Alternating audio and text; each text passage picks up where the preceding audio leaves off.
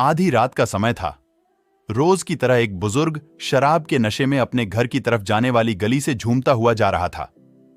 रास्ते में एक खंभे की लाइट जल रही थी।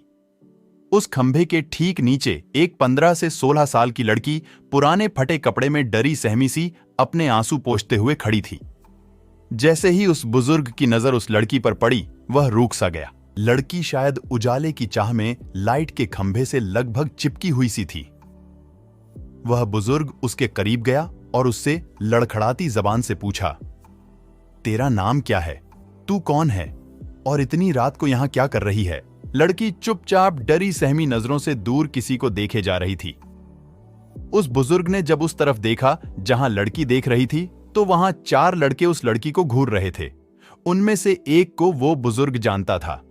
लड़का उस बुजुर्ग को देखकर झेप गया और अपने साथियों के साथ वहां से चला गया।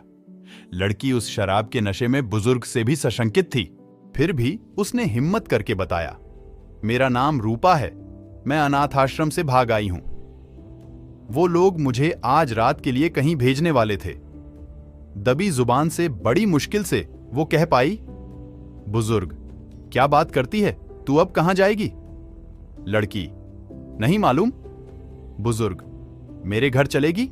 लड़की मन ही मन सोच रही थी कि ये शराब के नशे में है और आधी रात का समय है। ऊपर से ये शरीफ भी नहीं लगता है। और भी कई सवाल उसके मन में धमा चौकड़ी मचाए हुए थे। बुजुर्ग, अब आखिरी बार पूछता हूं, मेरे घर चलोगी हमेशा के लिए? बदनसीबी को अपना मुकद्दर मान बैठी। गहरे घुप अंधेरे से घबराई हुई सब कुछ भगवान के भरोसे छोड़कर लड़की ने दबी कुचली जुबान से कहा, जी हां। उस बुजुर्ग ने झट से लड़की का हाथ कसकर पकड़ा और तेज कदमों से लगभग उसे घसीटते हुए अपने घर की तरफ बढ़ चला। वो नशे में इतना धुत था कि अच्छे से चल भी नहीं पा रहा था। अपने मिट्टी से बने कच्चे घर तक पहुंचा और कुंडी खटखटाई। थोड़ी ही देर में उसकी पत्नी ने दरवाजा खोला और पत्नी कुछ बोल पाती कि उससे पहले ही उस बुजुर्ग ने कहा, ये लो, संभालो इसको, बेटी लेकर आया हूं हमारे लिए। अब हम बांझ नहीं कहलाएंगे। आज से हम भी औलाद वाले हो गए। पत्नी की आंखों से खुशी के आंसू बहने लगे और उसने उस लड़की को अपने सीने से लगा लिया।